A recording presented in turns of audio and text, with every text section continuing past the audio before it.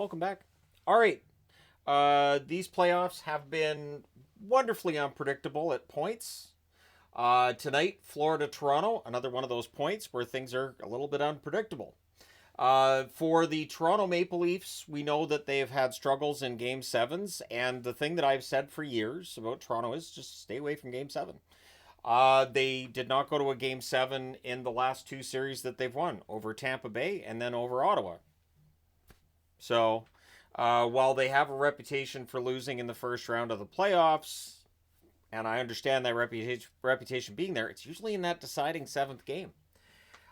Maybe if they don't have to go to a seventh game, they're not too shabby. So, Bobrovsky versus Wall in this one. Of course, Stolar's out. He's concussed. Anyways, so yeah, we may see Stolar's back at some point in this series, but either way, Wall is not like this huge step down from Stolar's in net. So Marchand has a net feed that's picked off, early press by Florida, and it's good forechecking by Florida. And in this game, I'm going to say this too, the Florida forechecking was very good, so was Toronto's. I was impressed with Pacioretty, I was impressed with Tavares and some of those Leafs, and they're showing some of that determination that people have criticized them for not having when it comes to the playoffs. The Leafs draw a power play. Nice has a rebound chance that's denied. Puck's cleared out. There's a shorthanded 3-on-2. Mikkola has a chance that's saved there. Marchand then collides with Wall. The fans wanted a call. So did Wall.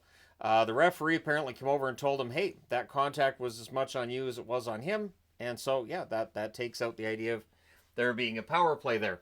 There was another shorthanded rush that ended it. There were two shots on net for Toronto there. The Leafs get zone time, but they're kept to the outside. Florida playing a very good defense at this stage of the game. Lorentz has a jam attempt that's saved, and then Toronto draws their second power play of the game. Nylander to Nyes, that gets blocked. Matthews has a chance that's turned aside. Puck's cleared out. The power play's killed off, one shot on net. So Toronto's 0 for 2. Now Marchand, who was in the box for that second penalty, comes out of the box, and he draws a power play for Florida, and it takes them 5 seconds. Yeah, face-off win and in. Barkov finishing it on the power play at 10:58. Seth Jones with the assist. So, it's wired past a screen from the left circle. It's 1-0 Florida. And I guarantee you there were a lot of fans going, yep, that's kind of how this works. This is going back to Florida tied at 1. And I had that feeling at points in this game too. Absolutely did. Panthers look for another. Ekblad to Verhaeghe. Near miss there. Panthers get some more pressure. McMahon's then denied on a fast break. The Leafs press with 5.5 minutes left. The Panthers press with 4 minutes left, and then with 3:15 left, the Panthers guilty of a delay of game. So this is the third power play of the first period for Toronto. And at 18:19, it's a point shot. The Pacioretty deflects top shelf to tie the game at 1 on the power play. The assist to Riley and Domi. So Toronto's tied up the game. The Panthers press to respond. Verhaeghe's denied. It's 1-1 after 1. Second period, 14 seconds in. Marchand buries a rebound and close on it, or buries one and close on a net drive. Lundell and Luostarinen with the assists. Toronto in the past, that's a backbreaker. They take that, they allow that goal in the opening seconds of a period. They're probably done. They're probably all finished. There's something a little different with this Toronto team, and we'll see if that continues to be the case throughout these playoffs, but it does feel a little different. Matthews has a rush chance that's held. The Panthers press at 3 minutes. More strong forechecking by the Panthers, but Toronto would answer. At 4:18, Nylander with a backhand and close on a 2-on-1 rush. The assist to Pacioretty and Ekman-Larsson. So Pacioretty with multiple points again. That's 3 games in a row that he's had a multi-point game. The Panthers look to respond. Domi then has a rush chance that's blocked. Luostarinen has a rush chance that deflects high. Nyes has a rush chance that's kicked aside. So both teams getting those opportunities on the rush. I guarantee you neither coach was happy about that stretch of play. After that, the Panthers press at 6.5 minutes. They were leading in shots 6-3, 6 minutes into that period. Teams trade turnovers, and then Ekblad has a screenshot that's held amidst a dog pile. I was a little bit mildly surprised that somehow Florida didn't come out of that with a goal, but they did not. Rodriguez takes a hit from behind and he exits. Embellishment? They gave him embellishment on that? So it was weird that the penalties just happened to keep it 5-on-5. I think this was egregious. I'm not saying necessarily it should have been a power play for Florida, but giving embellishment to Rodriguez, who exited briefly. He did come back into the game. I think that was kind of ridiculous, just personally. And it might be one of those times that, yeah, the referees are making sure it stays 5-on-5. And the argument's always been they don't want to have an influence on the result, but you just did. If you're not going to call things and you don't want there to be a power play, you are affecting the result, whether you do or don't make that call. So that happened, and I'm going to say this too. Both teams were very guilty in that second period of some questionable chances or questionable plays. The fans call when the referee doesn't, and then there's a retaliation. I think this was Holmberg that goes to the box. So Florida gets a power play. The Leafs clear as the fans are telling the referee that he sucks. There's a shorthanded net drive by Marchand, or by Matthews, I should say, that's blocked. Then there's a clear by Nyes that ends it. So Florida gets that power play, no damage done on it. Toronto back to 5-on-5 hockey. Bennett has a backhander that's gloved aside. Marchand then has a rush chance that's saved. Nylander has a rush that's saved as well. And the refs are letting a lot go at this point. Slashes, hooks, trips, basically you name it. A laundry list of items that they're just, it's fine. Which, I mean, this game didn't devolve, but it could have. And I felt like the officials did a poor job in what they did or didn't call in this. And yeah, I do not talk about officials. I generally leave that aside. But in this game, it feels like it was obvious that they were trying not to make a difference in the outcome, and they did. The Panthers press with 6.5 minutes left. Lawton then fires one wide on a rush. The Leafs press with 4 minutes left. Pacioretty is a net drive that's defended. And Rodriguez is back from embellishing. Tkachuk has a net feed that hits Woll's mask, and then the puck goes the other way, and Toronto scores to get a 3-2 lead. It is a cross-ice pass and in via the 2-on-1 rush. Max Domi from Lorentz and Riley at 17:09, making it 3-2 for Toronto, to the shock of many, myself included. Panthers look to respond. Things get pushy at the horn. It's 3-2 Toronto after 2. Third period. An early Luostarinen chance gets blocked. Lindell then has a shot that's held. We get some pushing. Matthews couldn't bury one in close. The Panthers rush after that. Samoskevich has a wrister that's saved. Nylander beats out an icing. Important to note these things during a playoff game, because beating out an icing forces the team to go 200 feet to get a shot on your net. Shots are 4-1 Florida at 3.5 minutes. So the Panthers had a very strong start to the period, and that would continue. Mikkola has a rush chance that's blocked. Verhaeghe can't bury one in close as the Panthers get some pressure, and Woll had a really strong game here. He really did.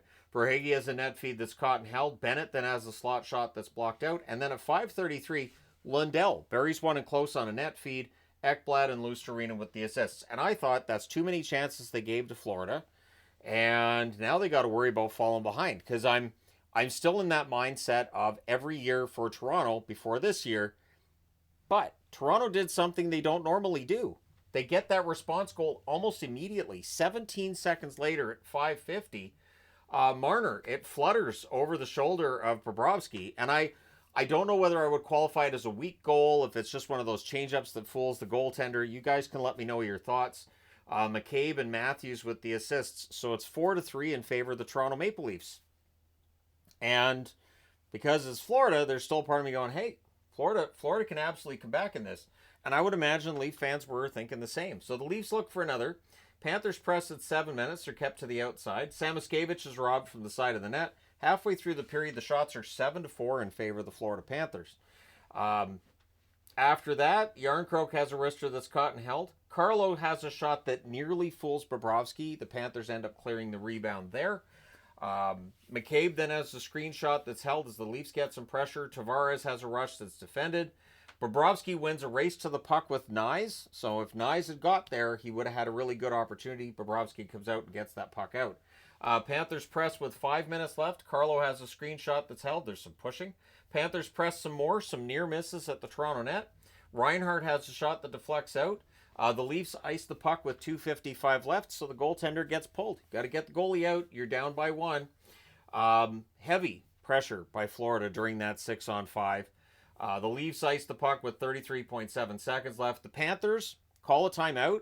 There was no discussion from Paul Maurice towards his players, which to me says they're confident that these guys know what they're doing. I don't have to tell them what to do. They know how to plan plays out. They're fine. The Leafs ice the puck again with 24 seconds left. Toronto hangs on. They win this one 4-3. They lead this series 2-0. For Florida to win this series now, they have to win 4 out of 5, which is not easy against anybody. Florida's absolutely capable of it, but I think Toronto's done a really good job of showing they're not going away this year. Shots on net, 6-5 Florida in the first, 11-9 Florida in the second, 12-6 Florida in the third. The final shots are 29-20 for the Panthers. Power plays, Florida 1 for 2, Toronto 1 for 3. The hits, 41-39 for Toronto. So they out-hit Florida. Some good hits there as well. I thought Pacioretty had a fantastic game.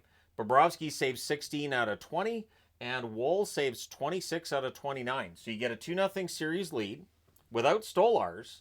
And if you're Toronto, you have to feel really good about yourselves going to Florida. For Florida now, they have to win both games at home. All of the pressure's on Florida. A split doesn't work. They have to win both games, or Toronto comes home with a 3-1 series lead at best, or I guess at worst for Toronto. Otherwise, they could be looking at a sweep themselves. There were a lot of comments before this series started about how the Panthers are so much better and everything else.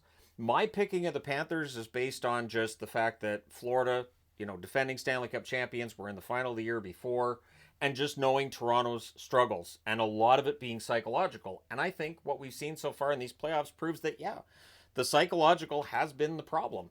Once you get past that, if you're Toronto, you can be a very dangerous team. So Toronto's 2 games away, potentially 2 wins away from a conference final for the first time since 1956. I'm kidding, but it has to feel like that for Toronto fans at this point. And they have a chance. They absolutely have a chance. We'll see how things go from here. Let me know your thoughts in the comment section below as always. Hit like and subscribe in the event you may not have done so already.